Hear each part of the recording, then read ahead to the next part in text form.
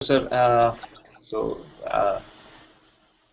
मैं पहली बार आपको ऐसा लाइव देख रहा हूँ और आपसे बात करके काफी खुशी हो रही है। क्या अ, शुभ नाम भैया आपका?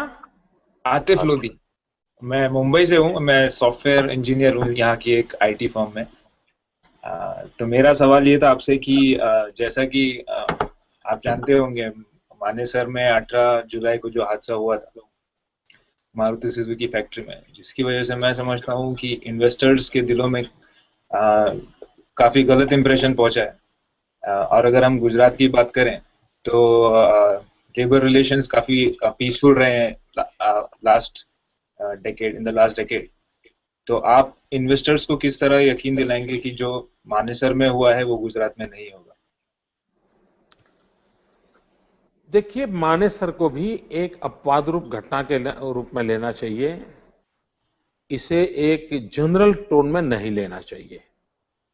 और अपवाद रूप घटना में लेंगे तो मानेसर की बात को भी हरियाणा गवर्नमेंट को या हरियाणा स्टेट को भी अन्याय नहीं होना चाहिए।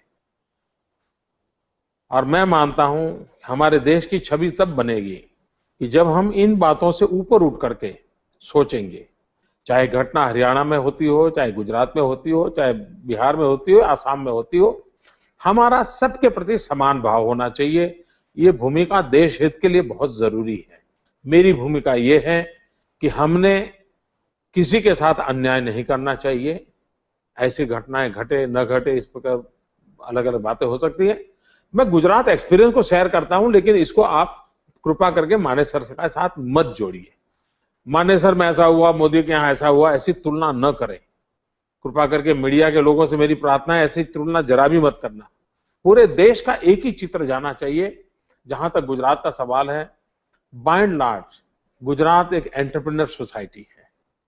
व्यापारी बुद्धि का आदमी रास्ते खोजना जानता है और इसलिए वो टकराव बहुत कम पसंद करता है। और इसके कारण हमारे जेनेटिक सिस्टम में ही, कॉमर्स होने के कारण हमारे वेन में ही फाइनेंस दौड़ता रहता है।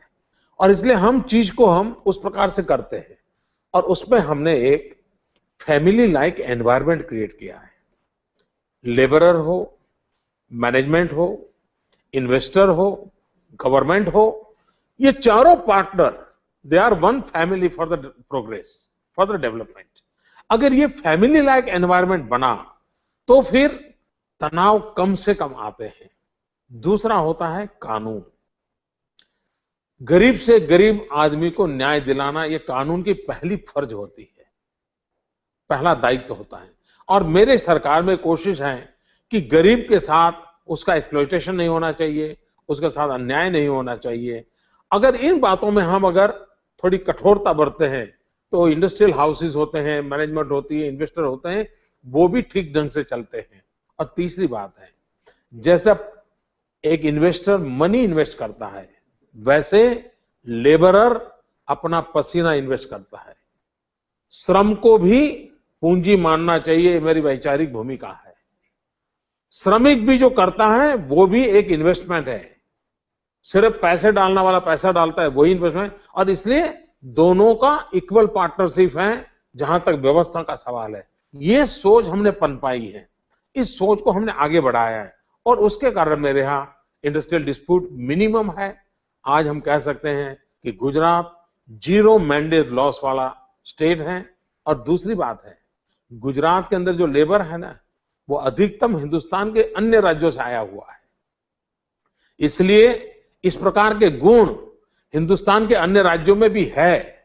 मेरे यहां लेबर के नाते काम करने वाले बिहार के हैं, उत्तर प्रदेश के हैं, आंध्र के हैं, असम से हैं, कई राज्यों से हैं। वो सब मिलकर के एक परिवार की तरह भारत के विकास के लिए, औद्योगिक विकास के अंदर अपना पसीना बहा रहे हैं। उन सबको मैं सलाम करता हूं। और जैसे सत्यमेव जयते कहते हैं, उसी प्रकार से श्रम एव जयते, इस मंत्र को भी हमने स्वीकार करना होगा। डिग्निटी ऑफ द लेबरर्स, इस पर हमने बल देना होगा। जब अगर हम इन चीजों को करते हैं तो समस्याएं बहुत कम हो जाती है। देश को हम संकटों से बचा सकते हैं और विश्व के लोगों को एक भरोसा दिला सकते हैं। दूसरी बात है, इन्वेस्टर तब आता है कि जिसको उसको स्किल मैन पावर चाहिए। रॉ मैन पावर नहीं चलता है।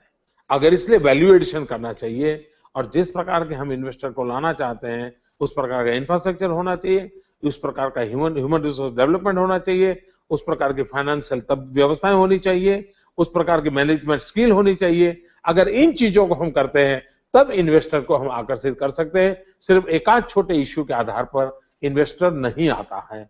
उसको तो अपने रुपयों की सिक्योरिटी चाहिए, उसको अपने रुपये जो खर्च करता है, डॉलर जो लगाता है, उसमें से उसको मिलना चाहिए और तब जाकर के वो आता है। और इसलिए मैं कहता हूं जो गुजरात आएगा 1 रुपया बोएगा डॉलर कमाएगा, ऐसा मैं कहता हूं। और कमाते हैं लोग, मेहनत करते हैं, हम अवसर देते हैं और सबका सुख सब